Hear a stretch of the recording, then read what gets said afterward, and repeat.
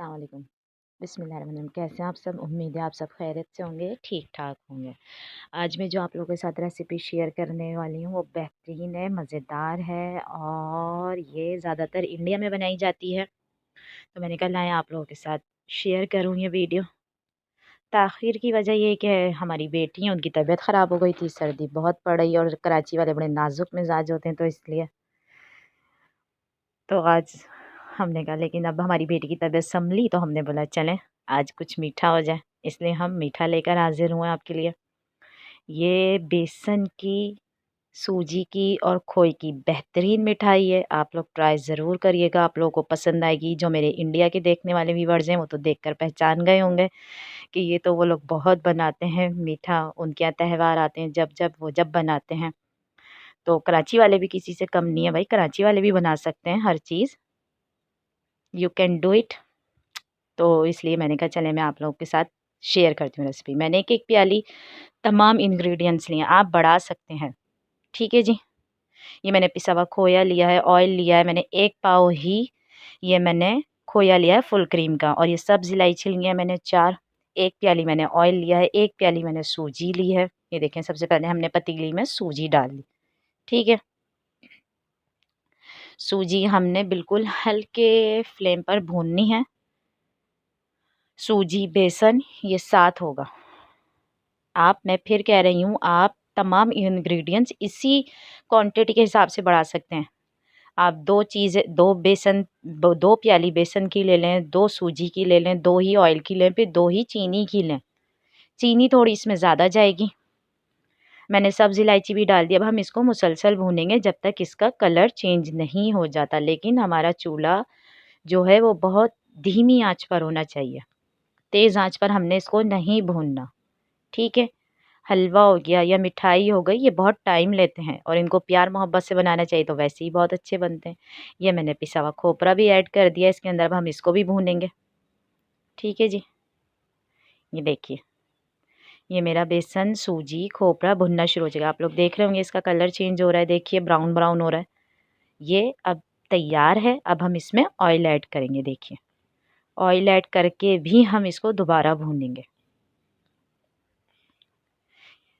ये भुनता ज़्यादा है, मिठाई हो गई, मैं फिर बताऊँगी आपको, हलवा हो गया, सब चीज़ें भुनती हैं।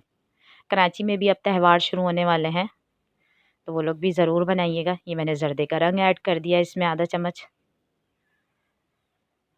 रबीउस्सानी ख़त्म होने वाला है, रजब, शाबान शुरू होने वाले हैं, तो उसमें तो मीठे बनते ही हैं।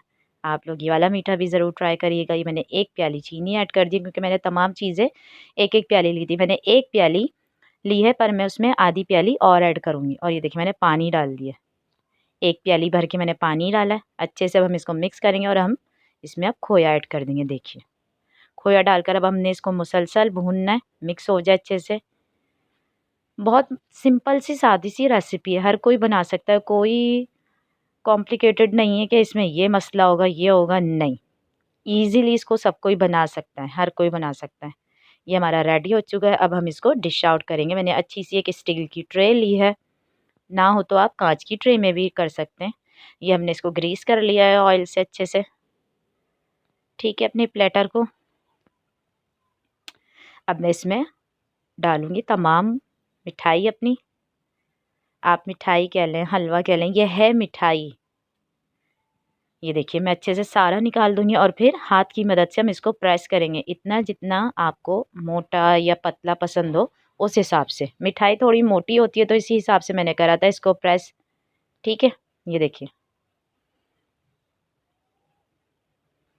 ये अच्छे से मैंने इसको प्रेस कर लिया है। आप चाहें तो चम्मच की मदद से भी कर सकते हैं। काजू, पिस्ते और पिसा हुआ खोपरा लिया है मैंने। अब हम इसको कट करेंगे, कट करने के बाद आप कोई सी भी शेप दे सकते हैं। मैंने नमक पारे की शेप दी है, चकोर भी दी है। ये देखिए, मेरा ख़्याल से इसको ऐसे ज़्यादा अच्छा लगता है ये कट करना। चाहे तो आप हलवे की सूरत में भी इसको पेश कर सकते हैं, लेकिन ये बनती इसी तरीके से। अब हम इसके बीच में रखेंगे, ठीक है। काजू, पिस्ता, पिसा हुआ खोपरा, ये बहुत बेहतरीन बनी थी। मैं आपको एक दफ़ा फिर कहूँगी, ट्राई ज़रूर करिएगा और मेरे चैनल को प्लीज़ प्लीज़ प्लीज़ सब्सक्राइब कीजिए। इतनी मेहनत से मैं आप लोगों के लिए रेसिपी बनाती हूँ, फिर भी आप लोग मेरे चैनल को सब्सक्राइब नहीं करते। प्लीज़ मेरे चैनल को सब्सक्राइब करिए और अपना बहुत सारा ख़्याल रखिएगा। अल्लाह हाफ़िज़।